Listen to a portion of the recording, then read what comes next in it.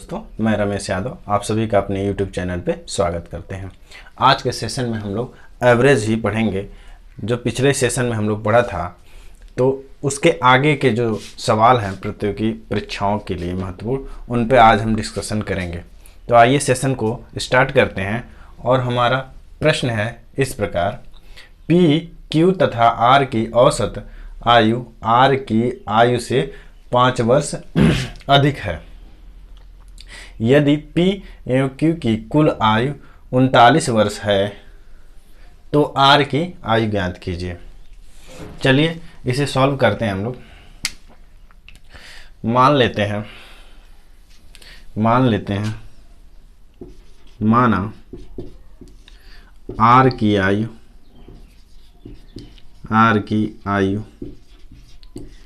x है, या x मान लेते हैं। R की आयु x है। अब P, Q तथा R, और यहाँ P और Q की आयु दिया है। तो P और Q का R प्रश्न आपका कह रहा है, अकॉर्डिंग टू प्रश्न कह रहा है कि P और Q और R की औसत आयु। तो औसत आयु कब होगी? जब तीनों के आयु को जोड़कर कितना, 3 से 1 2 3, 3 लोग हैं तो 3 से भाग देंगे हम लोग, 3 से भाग देंगे, यानी अब 3 से हम लोग भाग देंगे। अब ये औसत हो गई किसकी? इन तीनों की औसत हो गई।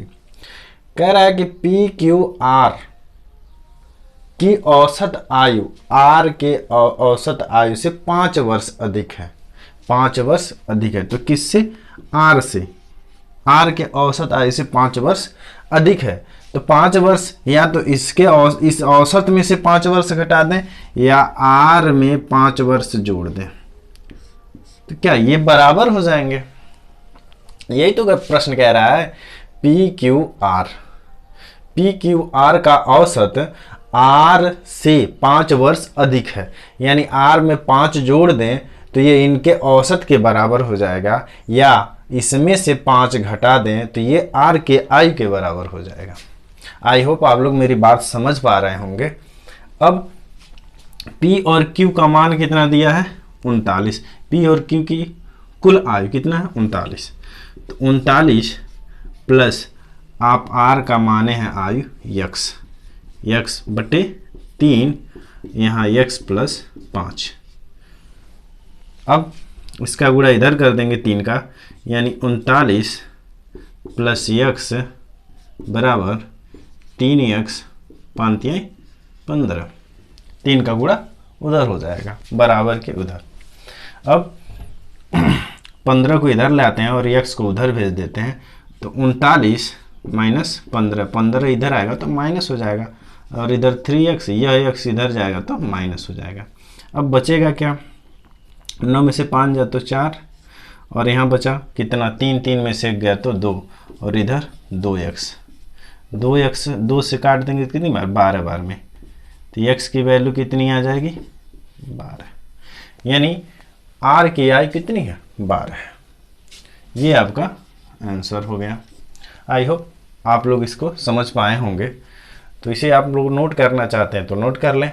हम लोग बढ़ते हैं अपने अगले क्वेश्चन पे। हमारा हम लोगों का इस प्रकार है: माँ और उसके 6 बच्चों की औसत आयु 12 वर्ष है। जो माँ की आयु को शामिल न करने पर 5 वर्ष कम हो जाती है। कम कौन होता है? औसत आयु। औसत आयु कितनी हो जाती है? 5 वर्ष कम हो जाती है अगर माँ की आयु को निकाल दिया जाए तो। माँ की आयु ज्ञात कीजिए। तो पहले तो हम लोग माँ और बच्चों और उसके कितने? 6 बच्चों के आयु का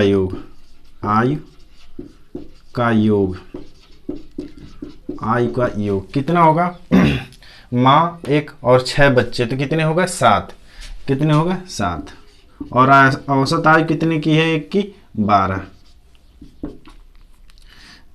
7 दूनी 14, और ये हो गया 7 और 7 1 8, 12 7 84। यानी उनकी माँ और 6 बच्चों की आयु का योग कितना हो गया? 84। अब क्या कह रहा है कि माँ की आयु को निकाल दिया जाता है, यानी 6 बच्चों की आयु, 6 बच्चों की आयु का योग कितना हो जाता है? 6 बच्चे हैं, 6 और कितना औसत आयु कितना? 12 कम हो जाती है, तो 5 कम हो जाती है, तो 5 को 12 में से घटा देंगे तो कितना हो जाएगा?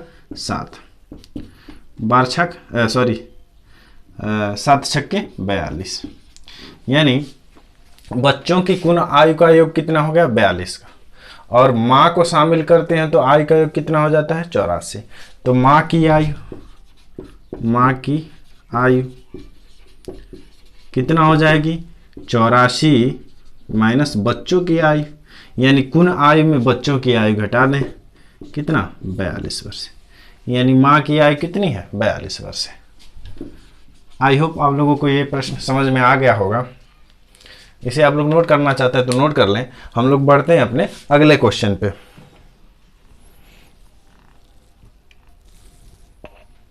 अगला प्रश्न हम लोगों का इस प्रकार है, शादी के समय माता पिता और पुत्र की औसत आयु 42 वर्ष थी। 1 साल बाद एक बच्चे का जन्म हुआ और शादी के 6 वर्ष के बाद परिवार की औसत आयु 36 वर्ष हो जाती है। तो शादी के समय पुत्र वधू की आयु को ज्ञात करते हैं। प्रश्न की भाषा को दोस्तों यहाँ समझते हैं। शादी के समय माता पिता और पुत्र, यानी माता पिता और उसके पुत्र की औसत आयु 42 वर्ष थी। फिर शादी हुई तो यानी एक पुत्र वधू यानी एक औरत से शादी हुई और एक बच्चे का जन्म होता है 1 साल बाद। तो क्या कितने सदस्य हो गए? 3 वो और 2 सदस्य, बच्चे की माँ और बच्चे, और ये 6 वर्ष बाद उनके पूरे परिवार की औसत आयु 36 वर्ष हो जाती है। तो शादी के समय पुत्र वधू की आयु ज्ञात करनी है आपको। चलिए प्रश्न को हम लोग सॉल्व करते हैं।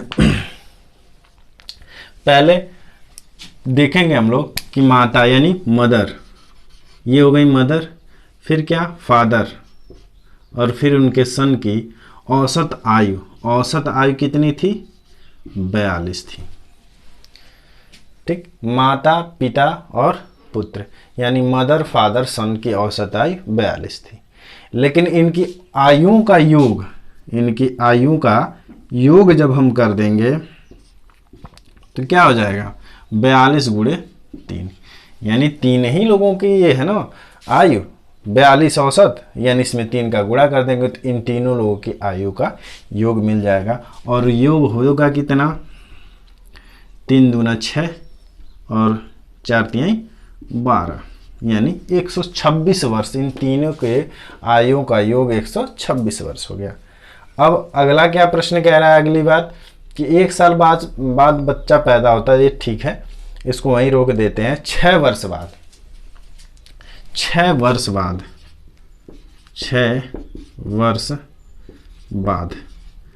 वर्ष बाद परिवार में कितने लोग हो जाते हैं? माता पिता और उनका पुत्र। अब कौन हो गई? बीवी यानी पुत्र की वाइफ। कौन? वाइफ। और कौन?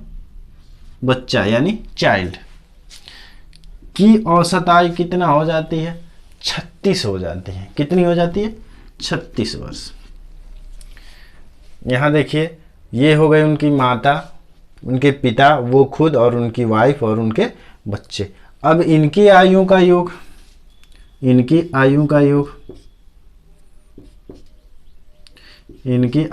कितना? 36 गुणे कितने लोग हुए? 5 लोग हुए, तो 5 कितना हो जाएगा?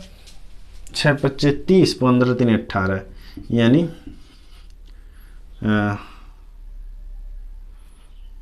हाँ ठीक 180, यानी इनकी आयु का योग कितना हो गया? 180। अब देखेंगे पूर्व वाली आयु जो है, पूर्व वाली आयु में ये कितने की बढ़ोतरी हो गई? 6 वर्ष की। यहाँ से यहाँ तक आने में कितनी? 6 की। और 6 लोगों की औसत आयु कितनी है? 180। सॉरी, 6 लोगों की कुल आयु का योग कितना है 180।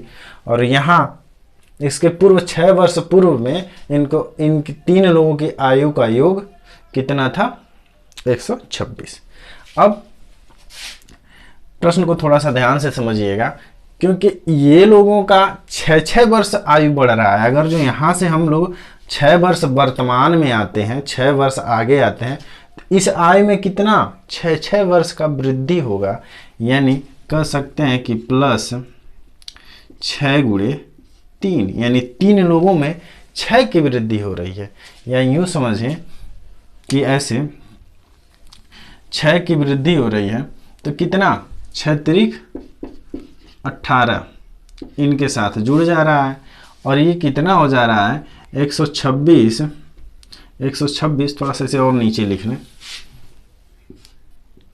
मदर प्लस फादर प्लस सन प्लस वाइफ प्लस चिल्ड्रेन, ये हो गया था 180।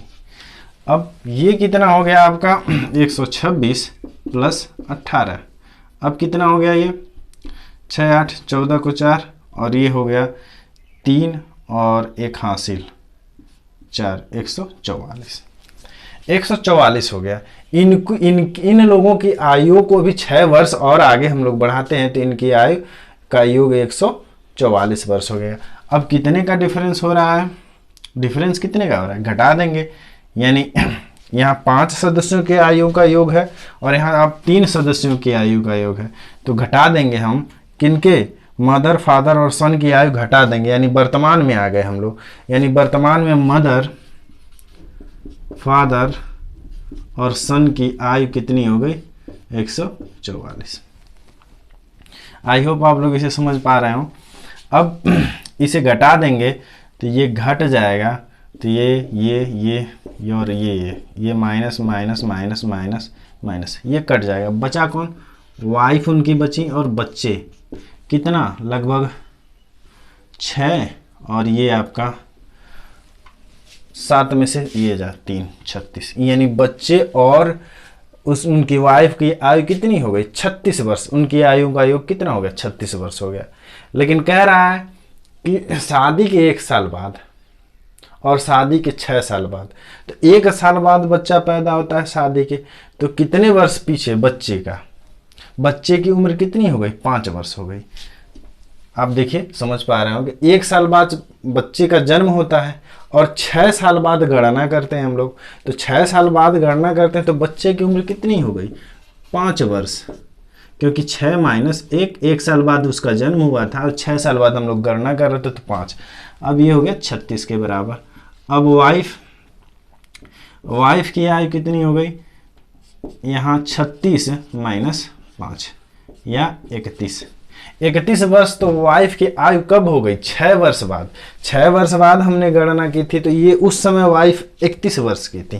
तो 6 वर्ष पहले कितनी आयु थी उनकी, 6 वर्ष पहले, क्योंकि शादी उनकी 6 वर्ष पहले हुई थी ना। ये जो आयु हमें मिली वो कब की मिली 6 वर्ष बाद की। पूरे परिवार का योग 180 था, और फिर पिछले परिवार यानी जो उनके माता और पिता और सन की आयु को हम लोग 6 वर्ष तक काउंट किए, शादी के 6 वर्ष बाद तक, और ऐसे घटाए तो वाइफ की जो आयु उस समय की मिली वो 31 वर्ष मिली। तो 6 वर्ष पहले, यानी जब शादी उनकी हुई थी तो 6 वर्ष पहले, तो 6 वर्ष पहले वाइफ की यानी डब्ल्यू की आयु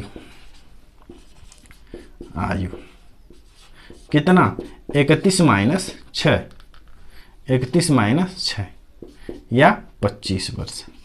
यानी शादी के समय जो पुत्रवधू थी उनकी आयु 25 वर्ष थी। आई होप आप लोग इसे समझ गए होंगे। आप लोग इसे नोट करना चाहते हैं तो नोट कर लें। और हाँ, अगर आपको ये वीडियो पसंद आए तो इसे लाइक शेयर ज़रूर करें, ज़्यादा से ज़्यादा लोगों तक पहुँचाएँ। और अगर आप लोग चैनल पर नए हों तो चैनल को सब्सक्राइब ज़रूर कर लें।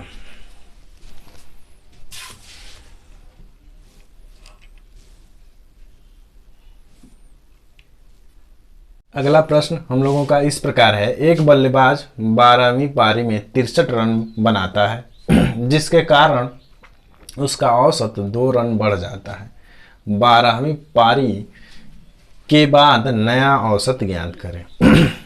हम लोग मानेंगे कि 11वीं पारी तक उसकी औसत कितनी थी, यक्स थी। हम लोग मानेंगे कि 11वीं पारी तक उसकी औसत यक्स थी। तो ठीक, अब 11 पारियों में कितना रन बनाया, अगर जो यक्स हमने औसत मान ली यक्स, तो 11 पारियों में कितना माना,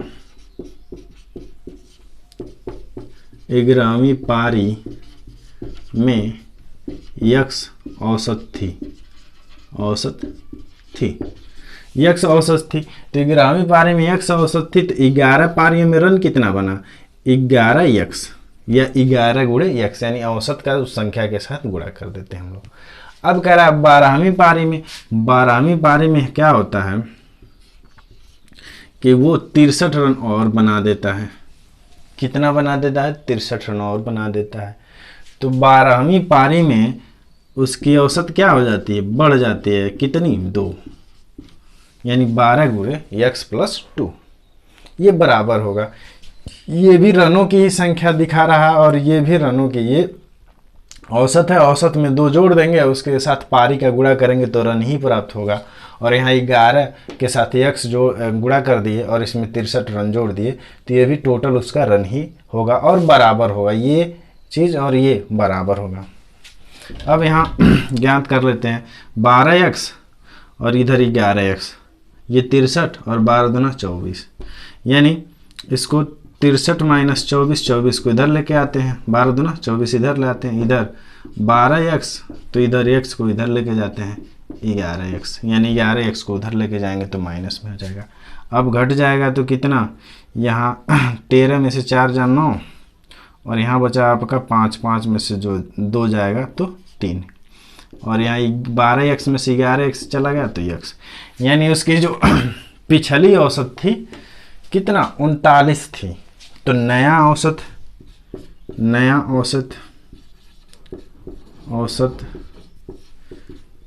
x प्लस 2, क्योंकि बढ़ जाती है, तो कितना, 39 प्लस 2 बराबर 41। आई होप आप लोगों को ये समझ में आया होगा। इसे आप लोग नोट करना चाहते हैं तो नोट कर लें। हम लोग बढ़ते हैं अपने अगले क्वेश्चन पे।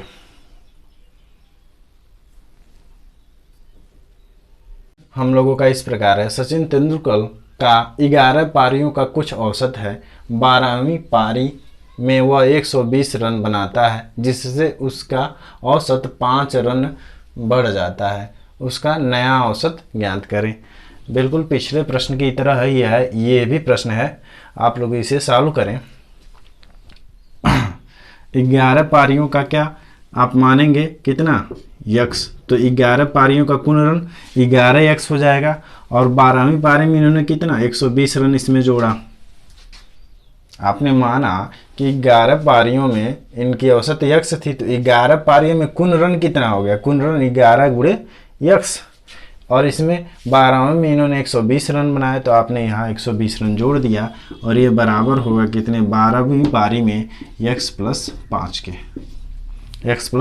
के, अब यहाँ 11x और प्लस 120 यहाँ गुणा कर लेंगे तो ये 12x और 12 पच्चे 60, 12 पच्चे 60, 11x को उधर ले जाएंगे, 60 को इधर लेके आएंगे तो 120 माइनस 60 और 12x माइनस 11x, कितना बचा, 120 में से 60 गया तो 60 और 12x में से 11 गया तो x, ये आपका आंसर हो जाएगा। यानी उनकी जो औसत थी वो 60 रन की थी।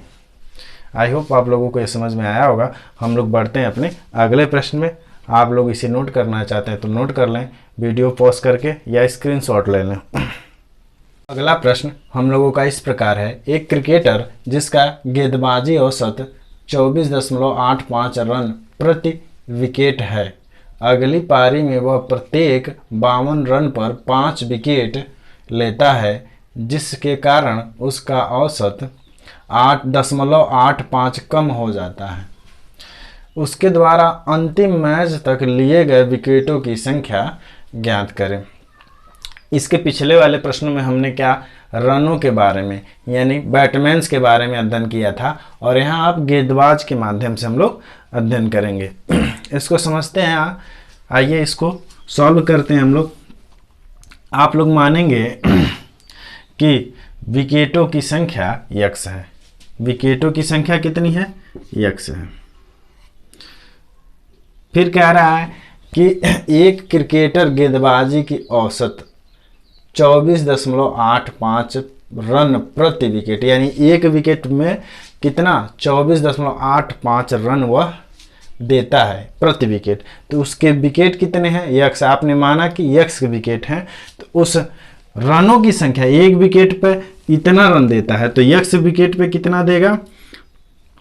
x गुणे 24.85। आई होप ये आप लोग समझ पाए होंगे। फिर कह रहा है कि अगली पारी में क्या होता है कि वो 52 रन और दे देता है। कितना? 52 रन और देता है। और क्या करता है? 52 रन और देता है तो क्या हो जाता है? उसकी औसत में इतनी की कमी हो जाती है। यानी उसकी औसत कितनी थी? 24.85 और इतने की कमी हो गई तो उसकी औसत कितनी हो गई? 24 की। अब विकेटों की संख्या कितनी थी? x। और कितना विकेट और पाता है? 5 विकेट और पा लेता है। आई होप ये इक्वेशन आप लोगों को समझ में आया होगा, क्योंकि पिछले प्रश्नों में हमने ये, अगर विकेटों की संख्या 1 है और औसत इतना है तो औसत इतना है, और अगर जो x विकेट हैं तो औसत के साथ गुणा कर देंगे तो रनों की कुल संख्या निकल जाएगी, और उसमें 52 रन वो पाते हैं तो 52 रन को जोड़ देते हैं हम लोग, और उनके औसत में कितने की कमी हो जाती है? 0.85 की। तो आप औसत कितनी थी? 24.85, और उसमें से 85 घटा देंगे, 0.85 घटा देंगे तो वो 24 बचेगी। और अब विकेटों की कितनी संख्या हो गई है? 5 और बढ़ गई है। किसमें? पुरानी वाले में और 5 बढ़ गई है। यानी ये विकेटों की संख्या से औसत से गुणा कर देंगे तो ये भी रनों की ही संख्या बताएगा और ये भी रनों की संख्या। इसलिए उस गेंदबाज की जो रन देने की संख्या है वो दोनों बराबर हो जाएंगे। आई होप आप लोग समझ गए होंगे। अब इस इक्वेशन को हम लोग सॉल्व करते हैं। ये 24.85 x और इस x को इधर लेके आएंगे, यानी 24 इंटू x तो कितना? -24x, और यहाँ 24 का गुणा इस 5 के साथ होगा तो ये 20, 5 चौक का 20 और 5 दूना 10, 10 दू 12, 120, और इसको उधर लेके जाएंगे तो माइनस हो जाएगा 52 के। अब यहाँ कितना बचेगा? 0.85 यानी 0.85 x, और इधर कितना हो जाएगा?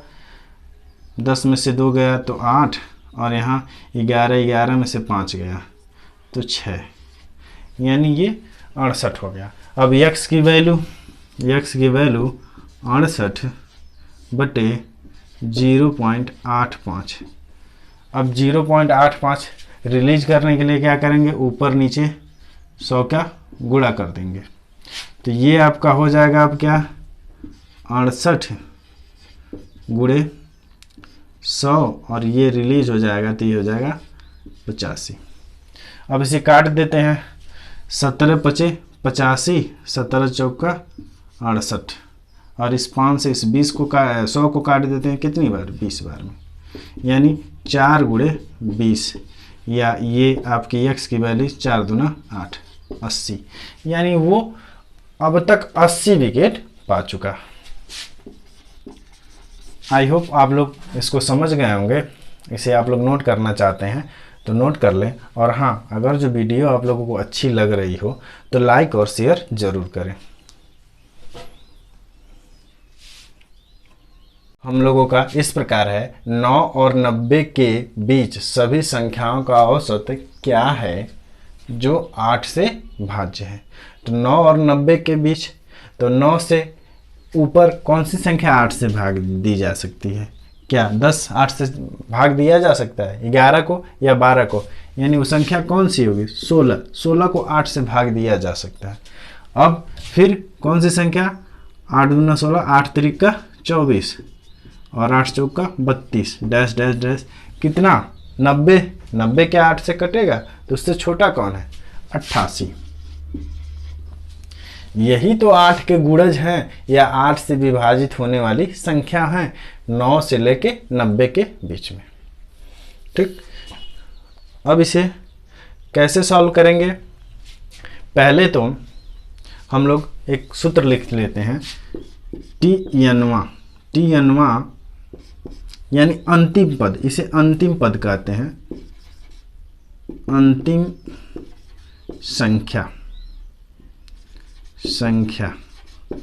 अंतिम संख्या बराबर पहली संख्या यानी a plus n-1 into D.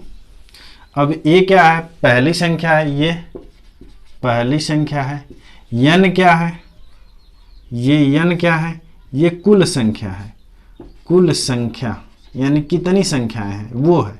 और d क्या है? वो अंतर है, सार्वांतर जिसको 8 का, तो कितने का अंतर हो रहा है? ये अंतर है, संख्याओं का अंतर, संख्याओं का अंतर, संख्याओं का अंतर है। अब अंतिम संख्या कितनी है? 88 और पहली संख्या कितनी है? 16 प्लस n-1। n हमें ज्ञात करना है, n हमें पता नहीं कि कितनी संख्या है यहाँ से यहाँ तक, तो ये n-1 हो गया और d आपका 8 है। 8 ही का तो अंतर है, 8 दूना 16, सॉरी 8 दूना 16, 16 फिर 24 और 32 ऐसे करके कितना 40, तो कितने के 8 के ही अंतर, तो 8। अब आपका हो गया ये 88 आप 16 इधर लाके घटा देंगे तो 16 इधर आएगा तो घट जाएगा, तो कितना हो जाएगा 8 में से 6 जाए तो 2 और यहाँ 8 में से 1 गया तो 7 यानी 72। और इधर आपका क्या होगा n-1 यानी इसके गुणा होगा तो ये हो जाएगा 8n और ये खुद हो जाएगा 8। अब 8 इधर आके जुट जाएगा, 8 इधर आके जुट जाएगा, माइनस है तो ये हो जाएगा 80 और इधर 8n, 8 से कट जाएगा कितनी बार में? 10 बार में। यानी कुल संख्या कितनी हो गई? अब 10 निकल गई। इस रूल या इस सूत्र के माध्यम से आप यहाँ से लेकर 88 तक कितनी संख्या है वो ज्ञात हो गई। अब इसका एक और सूत्र है यशमन, यानी सभी संख्याओं का योग, सभी संख्याओं का योग a plus n-1 into D, sorry ये आपका है n/2, आपका है n/2 a प्लस अंतिम संख्या t, यानी इसको अंतिम संख्या को t से दिखाएंगे हम, किससे? t से, तो अंतिम संख्या t। अब n का मान कितना है? 10/2 और इसका मान a का मान 16 और फिर अंतिम संख्या कितनी है? तो अंतिम संख्या है 88। कितना हो गया? ये काटेंगे तो 5 और ये कितना 8 और 6, 8 6 कितना होगा? 8 से 14 को 4 और 8 और 1 9 और हासिल 1 10, या इससे गुणा कर देंगे तो 5 चौक का 20, 2 और ये 5। ये कुल संख्याओं का योग होता है। ये SN क्या होता है? कुल संख्याओं का योग होता है। कुल संख्याओं का योग इतना हो गया तो औसत कितना होगा? औसत कितना होगा? 120 और संख्या कितनी है? 10। कितनी संख्या है? 10। कुल संख्याओं का योग और संख्या कितनी है हमारी? 10, तो बटे 10। इसे काट देंगे यानी संख्या हो जाएगी आपकी, औसत हो जाएगा 52। ये हो गया आंसर। आई होप आप लोगों को ये समझ में आ गया होगा कैसे यहाँ सूत्र और रूल बताने का ये मतलब था। ये और एक विधि से लग सकता है और आसान तरीके से लग सकता है, क्योंकि यहाँ कभी कभी आपको अंतिम पद ज्ञात करने के लिए दे देता है, श्रेणी ऐसे दे देती है और बताता है कि उसमें 20 संख्या है, 25 संख्या है, यानी n का मान कितना 20 दे देता है, 25 दे देता है, तो अंतिम संख्या कौन है वो ये ज्ञात करने के लिए होता है। तो ऐसा सूत्र के माध्यम से बताने का मेरा अभिप्राय ये था कि उस टाइप के भी प्रश्नों को आप लोग सॉल्व कर सकें। और आपको अगर जो ज्ञात हो तो सभी संख्याओं का योग यानी संख्या का नंबर दिया हो, पहली संख्या ज्ञात हो, अंतिम संख्या ज्ञात हो। यानी आपको प्रश्न में दे दें ऐसे कि 20 संख्या है, संख्या कितनी है 20 है, यानी n की वैल्यू आपको 20 दे दी जाए और अंतिम पद दे दिया जाए 125 या कुछ, और पहला पद आपको दे दिया जाए 5। तो संख्याओं का योग क्या होगा? कुनी संख्याओं का योग इस सूत्र के माध्यम से, इस रूल के माध्यम से आप लगा सकते हैं। आई होप, चलें इसे दूसरे तरीके से समझते हैं कि कैसे होगा।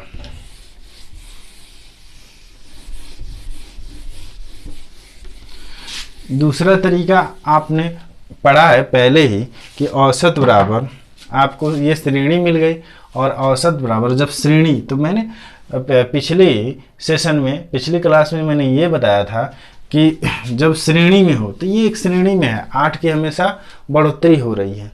तो वो कैसे ज्ञात करते हैं? औसत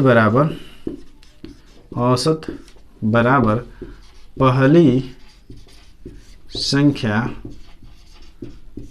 प्लस अंतिम संख्या बटा 2। ये जो रूल है इसका हमने डिस्कशन पिछली क्लास में कर चुके हैं। अब क्या, पहली संख्या 16 और अंतिम संख्या कितनी 88 बटा 2, या जोड़ेंगे तो 8 और 6 14 को 4 और 8 1 9 और 1 10, हासिल आपका 10 बटे 2, और इसे काट देंगे तो ये भी आपका 52 आएगा। आई होप आप लोगों इसे समझ गए होंगे। इसे नोट करना चाहते हैं तो नोट करें। ठीक अगले प्रश्न पे, इसी टाइप के प्रश्न पर हम लोग चलते हैं। हम लोगों का इस प्रकार है, 11 और 80 के बीच सभी संख्याओं का औसत क्या है जो 6 से भाज्य है। तो पहले तो 6 से भाज्य यानी 11 से 80, 11 से 80, 11 से 80 में 6 से भाग होने वाली कौन सी संख्या है? क्या 11 6 से भाज्य होगी? तो नहीं। क्या हो, कौन सा संख्या होगी? 12, फिर कौन 18, फिर कौन 24, ऐसे डैश डैश। क्या 80 6 से भाज्य होगा? तो नहीं। कितना? 78। कितना भाज्य होगा? 78। 78 जो संख्या है वो 6 से भाज्य हो गई। आई होप ये श्रेणी कैसे निकालते हैं पिछले वाले प्रश्न में भी हमने जिक्र किया और यहाँ भी जिक्र किया। तो ये एक श्रेणी हो गई, कितने की वृद्धि हो रही है? 6 की, 12 6 18 24 ऐसे करके 78 तक। और इसकी औसत कैसे ज्ञात करते हैं? थोड़ा सा रूल से ज्ञात करेंगे तो लंबा होगा, इसलिए हम लोग इसी से ज्ञात कर लेते हैं। पहली संख्या प्लस अंतिम संख्या बटा 2। पहली संख्या 12 है और अंतिम संख्या 78 है, और ये श्रेणी एक ज्ञात हो गई आपकी। अब कितना हो गया? 12 तो 8 8 और 2 10, और ये 7 1 8 और 1 हासिल 9 बटे 2। इसको काट देंगे कितनी बार में? 45 बार में। 90 को 2 से काटेंगे तो कितनी बार? 45। औसत आपकी कितनी हो गई? 45 हो गई। आई होप आप लोग इस प्रश्न को समझ गए होंगे और इस टाइप के प्रश्नों को भी समझ गए होंगे। आज के सेशन को यहीं तक रखते हैं और अगले सेशन में हम लोग एवरेज के कुछ और महत्वपूर्ण प्रश्नों पर डिस्कशन करेंगे। और हाँ, अगर आप लोगों को वीडियो अच्छी लग रही हो तो लाइक शेयर और चैनल को सब्सक्राइब ज़रूर करें।